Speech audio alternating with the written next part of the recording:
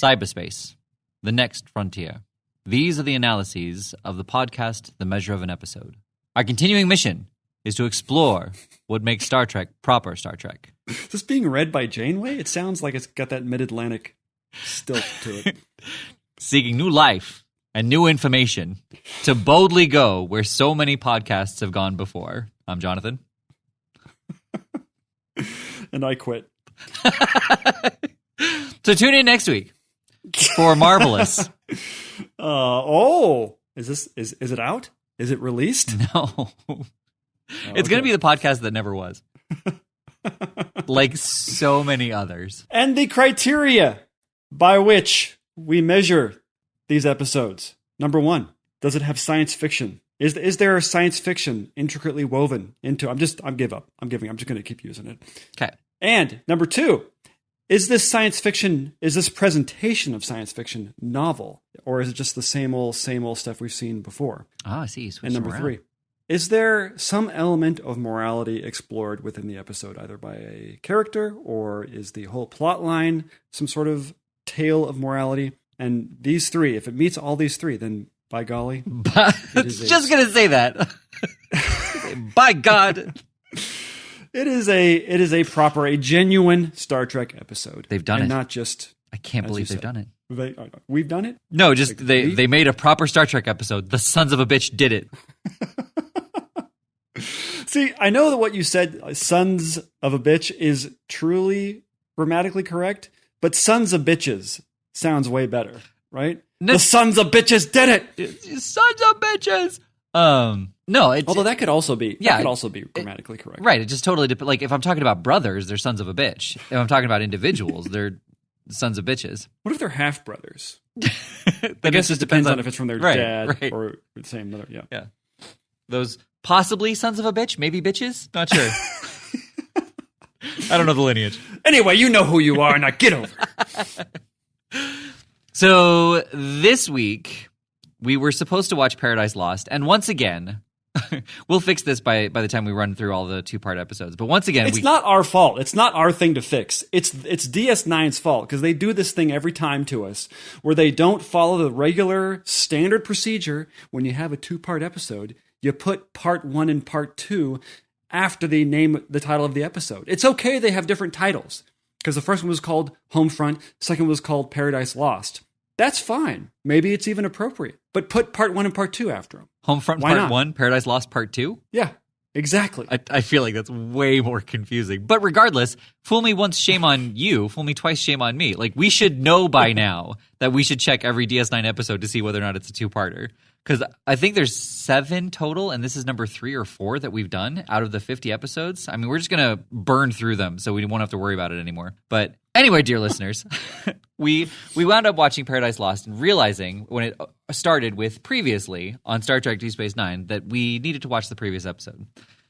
Okay, so I'm going to come clean here, and I'm going to tell you that so there is a recap at the beginning of Paradise Lost, which is the part 2. And I was thinking to myself, I was watching this, okay, maybe this is just, they're bringing us up to date on everything that's happening, because there are relevant things that happen in this episode that have happened previously in the whole show. Right. From episode 1 up until now. That was not the case, as I found out, but I felt like we could have totally skipped Homefront and would have been perfectly fine. The 1-minute recap that they gave us was great Star Trek. In fact, I'm giving the recap full endorsement. Oh.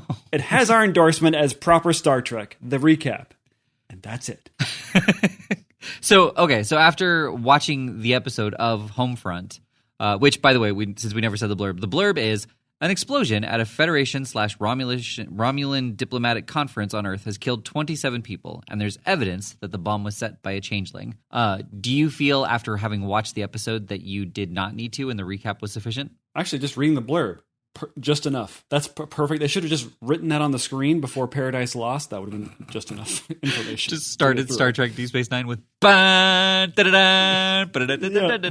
with the Star Wars. Well, yeah, and then we have I would have definitely watched that. The byline scroll through. I see what you're saying. Yeah. And then that would have been ballsy. Pans down to Earth. To a room with chairs and people sitting in them talking. Well, that's what you have with diplomatic subterfuge. Is there subterfuge or is it just talking? So Paradise Lost the blurb was, when Dominion sabotage is blamed, that's important, for a planet-wide power outage, Starfleet stations troops all over Earth to prepare for an invasion that never comes. So that does not feel right grammatically. When Dominion sabotage is blamed for a planetoid power outage. Planetoid? Or is it supposed to be planet-wide? It's planetoid. We'll go with planetoid. Okay. Also doesn't make sense. But wouldn't it be when Dominion sabotage... Blamed is the wrong word. Like, you can't blame sabotage. Does that work? That feels wrong. You're right. Yeah, they're blaming the Dominions for the sabotage. Right. But you can't blame the sabotage. Right. You're blaming the sabotage on the Dominions. Right. It should say is believed. Believed. There you go. Yeah. Well, is believed to be the cause. Yeah. Anyway. Yeah. Planetoid power outage? This person's never seen... Well, it says planet-wide. Oh, it does. Okay. That was just me agreeing with you so we can move on. But, we had to circle back around to it. We're going to power through it. Well, there's nothing else to talk about. What are we going to talk about? We've got 2 hours to talk about how this is not a proper Star Trek episode. So the one interesting thing that happens, because there's a lot of just talking at the beginning of Homefront, is they're watching the wormhole. You're like, oh, the wormhole is acting up. It's very strange. There endeth the science fiction of the whole episode. Yes. The rest of the episode is them effectively packing. We don't actually see them putting clothes into garment bags, but it's the same thing. We're talking about people, well, we're going to be going on a trip. Well, we're going to miss you. Well, it's okay because we're going to go. It's all just them talking about leaving. But first of all, can we go back for a second?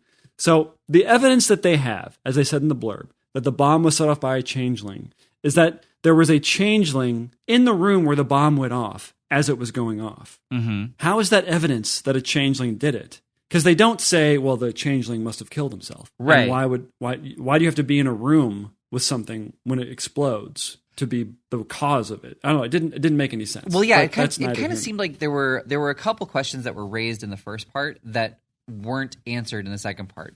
For example, the changeling that they ran into that was imitating Admiral whatever his name was. That guy. The one who wound up being the one who did it all off. What? Admiral Vladimkov. Admiral Vladimkov. I'm pretty sure that's not right, but we'll go with it. But he they were talking about changing into an eagle and how he's going to get, or a seagull, and how he's going to get better over time, and it just needs practice. And then he grabs his arm and he turns out to be a changeling, and so he turns into a seagull and flies away. Like that was. Then we see a changeling later on, but that changeling never says that he was the one earlier, and they never say why he changed into the Federation officer, if it was just to get under Odo's skin. Well, there's this floating threat throughout both of these episodes that there are changelings who are trying to infiltrate Earth. Right. And that it's very scary for everybody because you can't tell who they are. They, as they pointed out, they can impersonate anybody or anything. Yes. And so that is the looming threat that is, I guess, carried forward after these 2 episodes, because there are only 2 or 3 peppered throughout these 2 episodes encounters with changelings. Everything else is just, I guess, the theme of these 2 episodes is paranoia. Right. Well, yeah. But there wasn't any explanation for them. Like they said, there's 4 on Earth, and look at all the panic and pandemonium that's happened just with those 4 that you didn't even know were here. But right, yeah, like there was very clear evidence that there was a changeling on Earth. But then when they kind of gave the reveals at the end that the whole thing was put together by Admiral Laddington, I guess you're right. It's never brought up again, I guess. Right. And then they have this chat, Odo and Dax. There's this whole thing about his furniture. Was this something that we just missed, or is this just a reason to get these characters talking to each other? That Dax played a practical joke on Odo by moving his furniture around by 3 millimeters, and it pissed him off, and so there was this whole section about that in the beginning. Well, and what a stupid prank where you come back and fix it yourself. And the fact that she, like, boring. Yeah, she didn't even, she wasn't like, we got you good, or, like, he's like, you have to promise me you won't do this. And she's like, I guarantee nothing. Like, there wasn't anything like that. It was just, she moved his furniture centimeters, and it drove him crazy. And he's like, don't do it again. Right. And she's like, you got it. Right. End of prank. Wasn't this great? This was a fun prank. Right. Yeah, so then I told him I wouldn't do it anymore. So there is one little bit of fun science fiction in this episode. So Sisko is talking to his dad, which he's going to be doing a lot of in these 2 episodes. Yes. I mean, to be fair, it is an actor who is well known, and he actually had a previous role in Star Trek. So it was fun to see the 2 of them together, and they probably wanted to use as much time with them as they could. But yes, they definitely. Yeah. You know, I'm struggling. I'll just go talk to my dad. It's dinner time. Well, I better go see my dad. I would say at least 25 to 35% of these 2 episodes take place in his restaurant. Yes. Yeah. So he's having this conversation, and he talks about, he says, look, Dad, this is not a vacation. I'm going to be in San Francisco most of the time doing work. So he's like, that's fine, whatever you do during the day, but you have to make sure you're sitting down in my restaurant for dinner in New Orleans. And that was a great expression of science fiction, where travel is not how we think of it now as it is in the future. That you can go truly anywhere on the planet for any reason. If you want to have a baguette from France for lunch, you can go do that if you live in San Francisco. I don't know. Did you catch that? Yeah. Well, and it's something we talked about before. I don't remember if it was Behind the Wall or not, but I don't feel like that's a common form of travel. I think that it's kind of just relegated to Starfleet, and they are given access to transporters like that. Really? I always thought of it being as something that was just ubiquitous, that energy is free and ubiquitous, and you can kind of do whatever you want. They call it paradise many times. Right. Earth is paradise. And so I got the impression that you could go anywhere you wanted and do anything you wanted on the planet. You were not impeded by anything. I see what you did there. So, okay. I mean, I think that it is a form of travel, but it's outside of Starfleet. It's utilized in the same way as any travel. It just takes away the travel time. So like if you want to go to Paris over the weekend, you don't have to prepare for the 6, 8, 10-hour flight and the layovers and or just for like dinner. You can go for dinner. Or for dinner, yeah. But you still have to pay for the trip. I mean, we've talked about this before, where money is available to Starfleet, but Picard has mentioned several times that we don't care for material goods and for like acquiring things. He told the dinosaurs that. So they still, I feel like money is still a thing. Otherwise, how is Papa Sisko getting all of his stuff? And why would he keep his restaurant open? So I think, if you were to ask him, he would say, I couldn't be doing anything else. This is what I do. This was what I was born to do, is to make food. I feel like that's the conversation that everybody has with every person in Star Trek, where everyone has somehow found their calling and is able to express it in this utopian society. I feel like we wouldn't keep coming back to this idea that there is no money in Star Trek if they wouldn't keep talking about it. Right. Oh, for sure. They keeps coming up, and I do think that they don't pay for anything. I think you can just go somewhere and you're there, and it's just you're just provided for by the Federation. No, maybe the Federation itself has to deal with money, as we've talked about with Deep Space Nine, and we talked about how they must have to deal with money in some way, but in terms of internally, there is no money. Right. Well, yeah, and so I guess then the question is just is Earth part of the Federation, or is just Federation on Earth and there are still people outside of the Federation? I mean, they clearly are people outside of the Federation, because otherwise Papa Sisko would not be telling him, you were the one who chose to be part of the Federation, blah, blah, blah. But I wonder if being on Earth, they receive all the benefits of being in the Federation. And so they don't have to pay for anything on Earth, but if they did travel elsewhere, they would have to find some means for their own, which also would explain why Papa Sisko doesn't want to go anywhere. He hates the Federation, but he loves what they do for him. Yeah, it could be.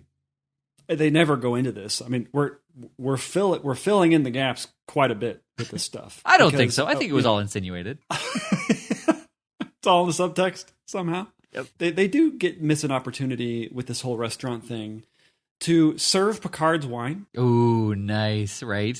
Okay, so it felt like specifically in these 2 episodes, but this does happen a lot in Deep Space Nine, where every sit-down conversation, it has to start with some sort of personal anecdote that turns out to be a perfect metaphor for whatever problem the other character is having. Yes. And it gets so old, because it's not everybody is Mr. Miyagi, first of all.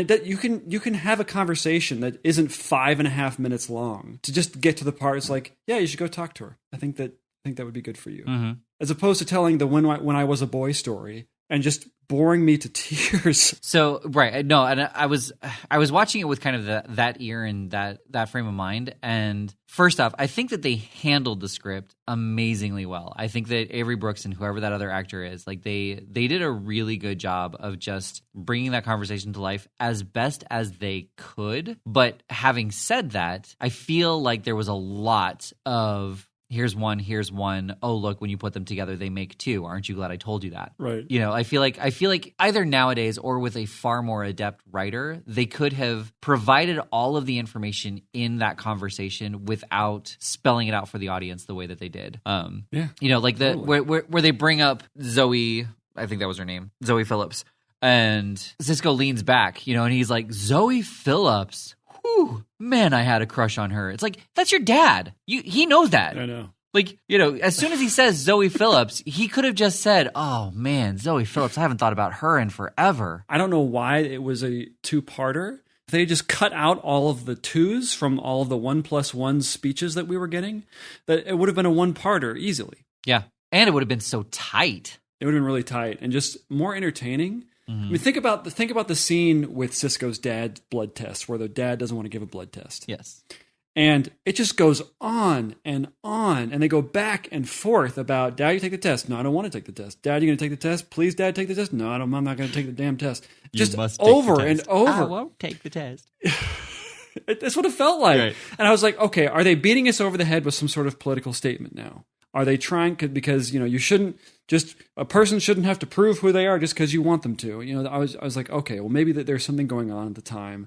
It was 1996. And so I didn't, I couldn't be bothered to look up if there's anything happening politically, but maybe that was that. I don't know. It just felt like, and then so they have that end where at the end of that scene, Cisco is sort of relieved, but then angry at himself for at any point believing that his dad or thinking that his dad might be a changeling. Yeah.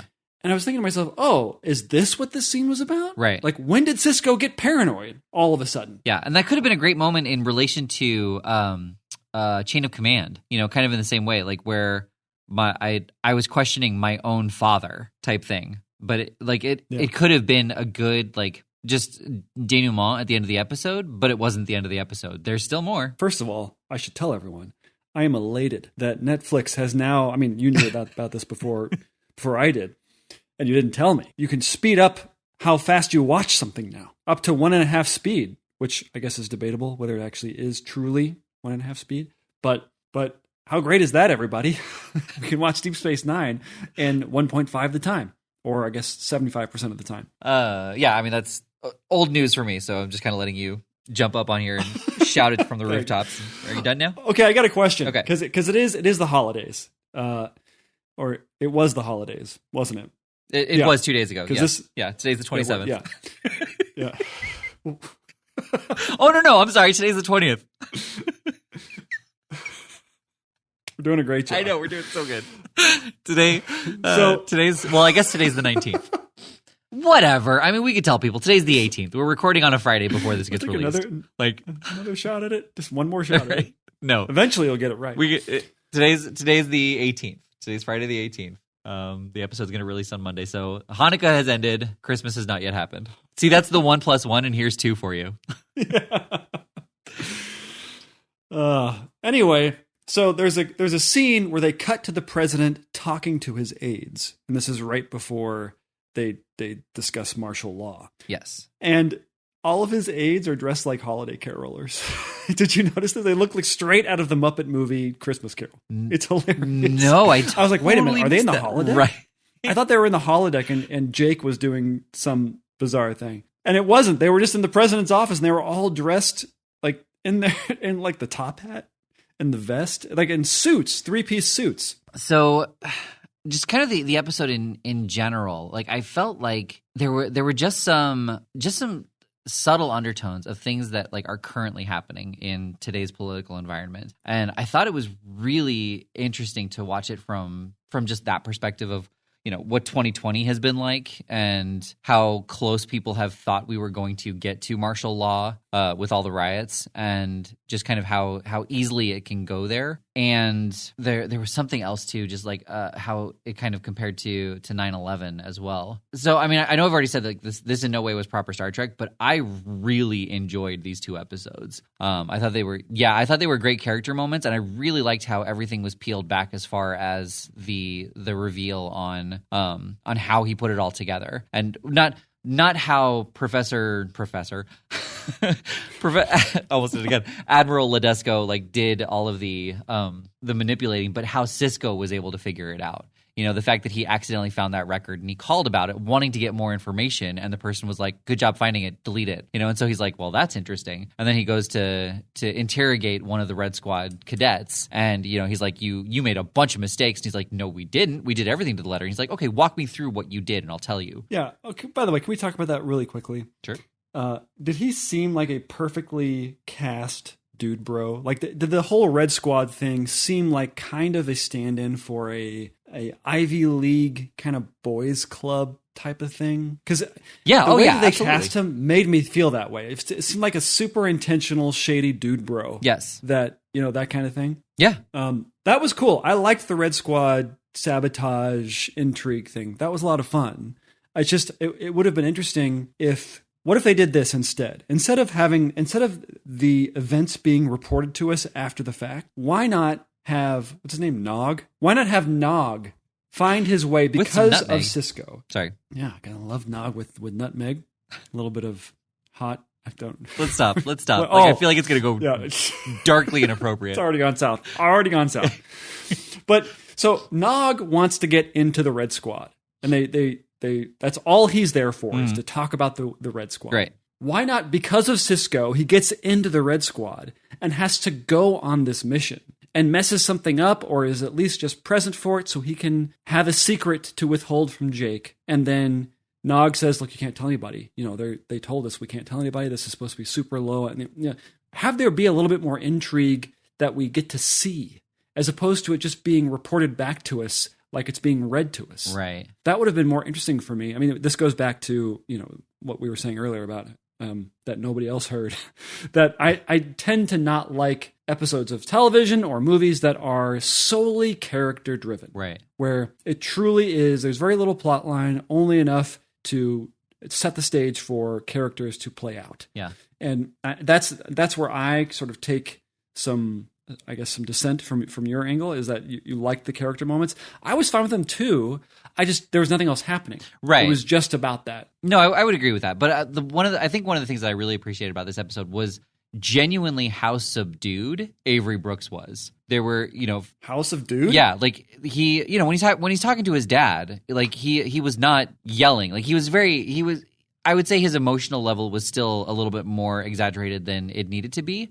But when he was pensive and when he was concerned, like he wasn't yelling his frustrations. He's kind of like talking into his cup, and just right. he was talking softly to his father. When he was worried about him. And I really liked the moment when he is talking to Nog, and and he's like, "Maybe you can set me up with a cadet." He's like, "Oh, I can't do that." And he's like, "I'm sorry. Perhaps you thought I was asking a favor." It was nice. It does, for some reason with Cisco, it always escalates really fast, his mood, right, or his emotion. Yeah, it always goes from just casual, like wide-eyed, smiley Cisco to immediately he's yelling at you, right. For some, whether it's at you or about something, he's yelling all of a sudden. Yeah. It just always feels so abrupt, and it takes me out of it at some points, because you can see the acting. You can now smell the acting coming from him. Yeah. Well, and I think in this episode I figured out why his intensity is so much more. I mean, obviously he escalates really quickly, but he does this amazing thing where he pauses his breath before he gets to a word that has an open sounding that's true. Beginning of the word, so and he'll sometimes pant before he's going to say something emotional. Right. Well, that's definitely he'll be like, because right. You can't do that. Right. Like he does that weird dog pant thing before it. Yeah. It is. But yeah, I think the pause before he punches those words is just what makes it sound so much more. It's I mean, the Shatner school of acting is basically what it is. But see, I think Cisco or Avery Brooks shows up with everybody's lines memorized. He seems like that kind of actor. Oh, for sure. That would not, you know what I mean? Like he probably knows all of his lines, but he has put, dare I say, too much work into the character. I wonder if there were any moments in the show that would show this, where he's like, "I'll bet you were going to say," and. But yeah, I mean, there was virtually no sci-fi at all to this, other than what you were saying. Like, I can be in New Orleans right after work in San Francisco. Yeah, it was cool. I was like, God, can you imagine that world where you and I could meet to do this podcast in person in a non-COVID world, but just for the hour that we record. Yeah, for the short half an hour that we record, we could 42 be minutes. Could be in the same room just for that 42 minutes. Yeah. We could make it so we wouldn't even, if I was coming to Phoenix, that I wouldn't even leave the room that I beamed into. Right. If teleportation really did exist on a local level like that, think about like how much nature would return, because we wouldn't need roads. Yeah. Yeah. Or airplanes. Yeah. Or I guess we'd need boats, because we would still probably ship things. Well, maybe not. Maybe just still beam stuff, but you could beam anything. Well, I feel like we would still have, planes, trains, cars, ships, all that kind of thing for pleasure, but freight ships would be gone. Cargo planes would be gone. Yeah, there would still be sailors, and maybe people would be pilots of some kind. Yeah. And I feel like driving would still be a recreational thing. People would, and it would still be there for the people who either wanted to do it in an old-fashioned way or they just enjoyed the journey. Yeah, it would be like horseback riding it is now. Yeah, exactly. But I mean, that would cut out at least 95% of the pollution that comes from all of those types of transportation. Yeah, I mean, I guess that's the whole idea behind Paradise. Why they call it is that it's totally transparent, that you don't think about filling your gas tank up with gas or putting coal in the oven. I don't know. I've never cooked before, but you know what I mean? Like you just don't think about it. It's there. Right. It happens. It's like plumbing. It's like you don't think about it. Yeah. Yeah. But that to me was the most science fiction in the 2 episodes in the hour and 30 minutes that I just watched. Mm-hmm. Mm-hmm. Yeah. So I think overall for this episode, like I said, I really enjoyed it. I thought it was good. Political intrigue, and I liked the character moments. Definitely was not a Star Trek episode, but I think also one of the struggles that the whole crew had with it, and this kind of goes back to the serial aspect of things, was written to be the season 3 cliffhanger episode, and the studio, Paramount Studios, said they didn't want to end another Star Trek season with a cliffhanger, so they had to write. I think the episode was called The Adversary, and that was kind of an open-ended season finale where it gave them a lot of different directions they could go with the next season, which then meant they had to start up some new storylines and they had to rework the story to be in the 3rd season. They couldn't just put it in right away. And so as a consequence of that, it came on the back end of the season where most of the money had already been used up. So most of the things that they told us because they couldn't afford to show us. Wait a minute. Why wouldn't they want to end a Star Trek season on a cliffhanger? I don't know. That's the best way to end any kind of show, I would think. Keeps people talking about it. Well, especially if they know that they're bringing it back. So I wonder if there was some kind of doubt because this was the first season end without TNG keeping it afloat, I think. And I mean, what are they going to cliffhang? Is Cisco going to take a drink out of his coffee cup, or will he take a bite of the shrimp Creole? It just shows the drink and the plate like from the table's perspective, of him looking at it, and he starts to reach, and it fades to black. To be continued. Right. And it just says previously on Star Trek Deep Space Nine, and that's all it shows. It's just his deliberation. I don't know which one I want. I would actually watch that. I would find the value in 45 minutes of Sisko deciding whether or not he wanted to take a drink of coffee or a bite of Creole. So I would find something. We haven't talked about the episode yet. We haven't analyzed it, but the episode where he is recounting in a log, in a personal entry, the events that he did. He basically commits acts of war in the episode that I'm thinking of. I don't remember which one it was. It's touted as one of the best of DS9, and just a great acting piece for Avery Brooks. But I wonder how far after the episode we just watched that episode is for him to be so upset with Admiral Lorenza for doing everything he did and then be willing to do very similar things to protect the Federation. Obviously, he didn't do martial law and take control of Earth, but he was willing to give up his principles to ensure that the war with the Dominion began, which is what Admiral Lexington was doing. I don't remember the episode, but you don't remember the episode I'm talking about? No. Oh. No. Okay. No. Although we do get Sisko with in full, and the way that I always remember him, which is bald with the goatee. Yes. Yeah. I do remember that. And they did comment on it too. Did you notice that? They did. Yeah. They did. I did notice that. Which this must have been the first time that he was like this, right? I suppose.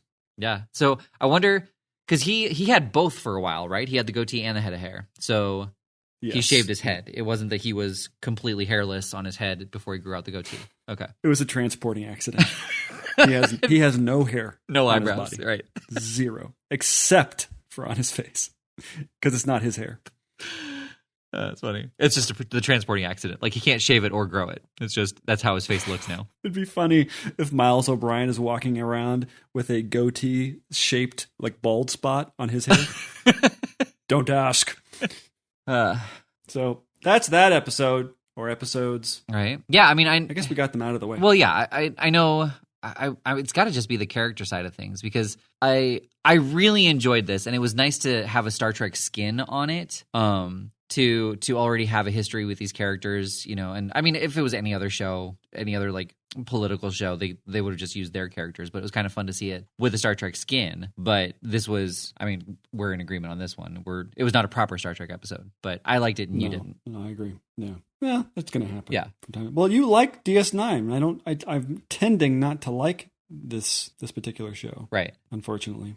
Yeah. Okay. So not a Star Trek episode. Yeah, not proper. No, not. I should say not a proper Star Trek episode. Yeah. All right. Shall we see what we are watching next, sir? Yeah, let's do it. Star Trek, the original series. I guess we don't have to say Star Trek anymore. This is episode 43. Right. At this point, people should know that we're doing Star Trek. Yeah. The original series. Season 1, episode 7, Mudd's Women. And as far as I know, kind of a famous episode. Yeah. Well, Harry Mudd for sure. I mean, so yeah, however many episodes he'd like 2, 3, 4. His debut as a character, I think. Let me read the blurb. Kirk and the crew rescue Harry Judd. Must be.